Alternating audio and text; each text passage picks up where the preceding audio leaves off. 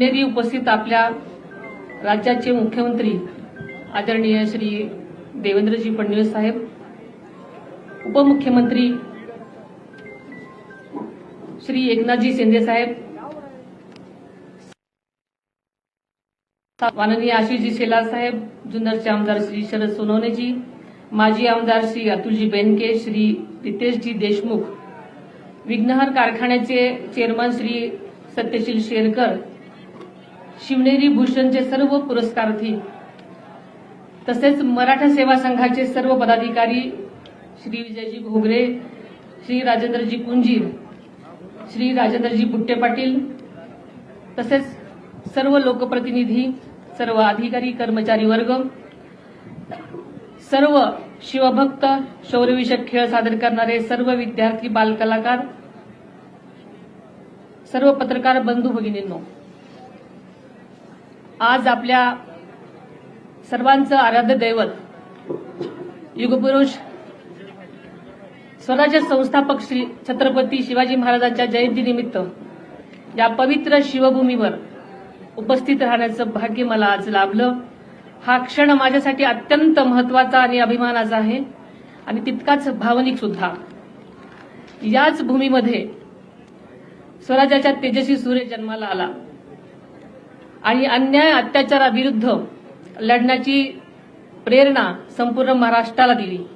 या पवित्र भूमीला वंदन करून छत्रपती शिवाजी महाराजांच्या चरणी मी नतमस्तक होते. आपल्याला माहिती आहे की शिवजयंती हा केवळ उत्सव नाही, तर स्वराज्य, स्वाभिमान आणि सुशासनाचा संकल्प दृढ करण्याचा दिवस आहे. स्वराज्य रक्षक छत्रपती संभाजी महाराज, स्वराज्य संकल्पकर शहाजीराजे भोसले आणि स्वराज्य राज्य जननी राजमाता जिजाऊ मासाहेब यांच्या संस्कारातून घडलेल्या या महान कार्याची आज आपण पुन्हा आठवण जागवत आहोत. सह्याद्रीच्या कड्याकोपऱ्यातून झुंज देत स्वराज्यासाठी प्राणपणाने लढलेल्या समस्त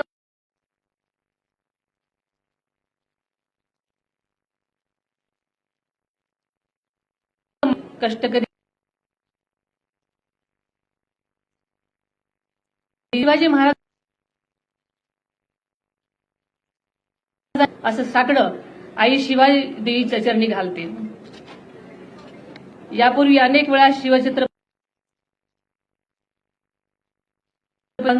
वंदन करण्यासाठी या पवित्र शिवनेरी किल्ल्यावर येण्याचं भाग्य मला लाभलं होतं. मात्र आजचा दिवस माझ्यासाठी अत्यंत वेगळा आणि जबाबदारीची जाणीव करून देणार आहे. नुकतीच मी उपमुख्यमंत्री पदाची शपथ घेतली.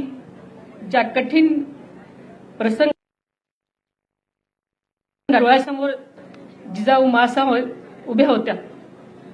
जिजाऊ मासाहेबांनी केवळ शिवरायांना जन्म दिला नाही, तर स्वराज्याचा ध्यास दिला, संस्कार दिले आणि संकटाशी दोन हात करण्याची जिद्द दिली.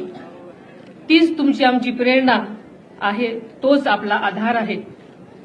या जन्मभूमीमध्ये ठेवलेल्या खरं तर माझ्यावर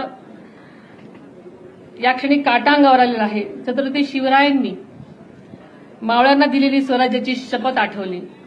आपण सर्वजण शिवछत्रपती यांची मावळे आहोत, हीच भावना या क्षणी माझ्या मनात आहे.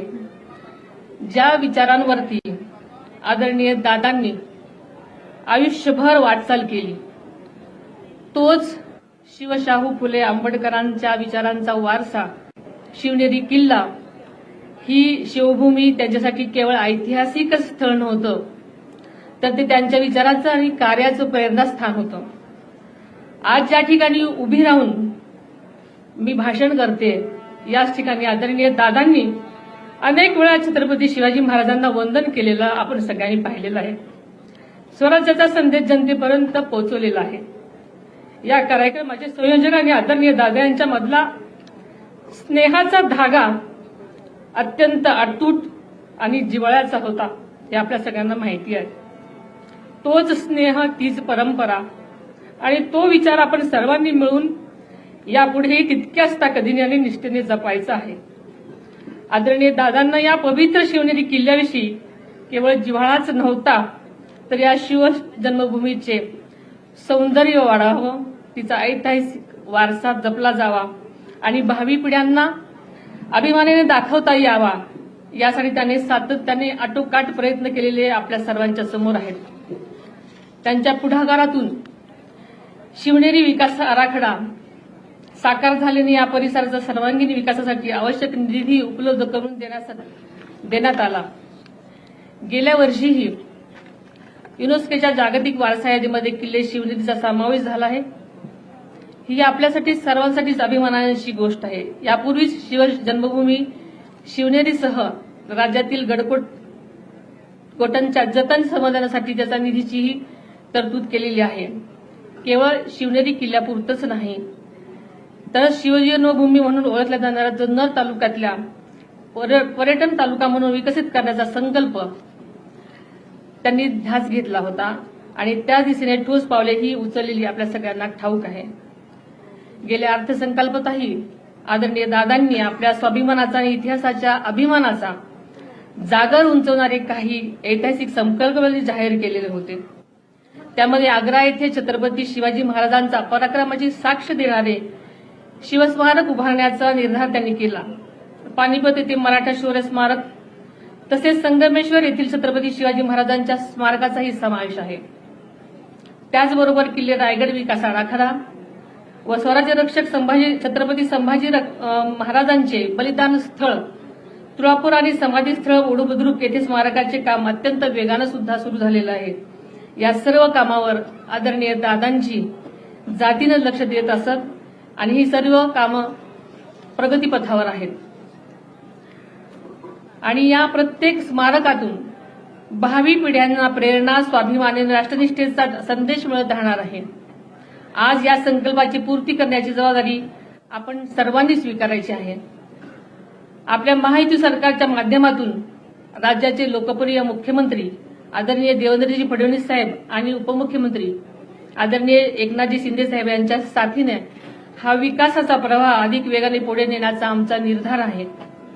छत्रपती शिवाजी महाराजांनी स्वराज्यातील प्रत्येक घटकाची काळजी घेण्याची शिकवण आपल्याला सर्वांना दिलेली आहे. महाराजांच्या त्याच विचारांवरती महायुती सरकार सुद्धा राज्यातल्या प्रत्येक घटकांची काळजी घेत पुढे वाटचाल करत आहे. याचा आपल्या सर्वच शिवभक्तांना अभिमान आहे.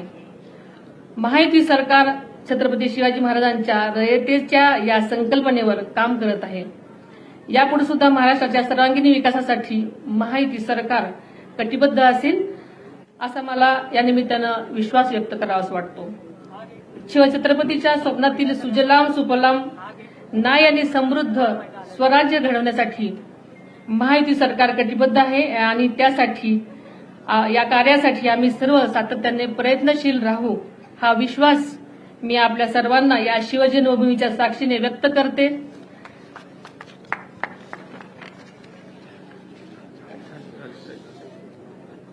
आणि इथंच थांबते.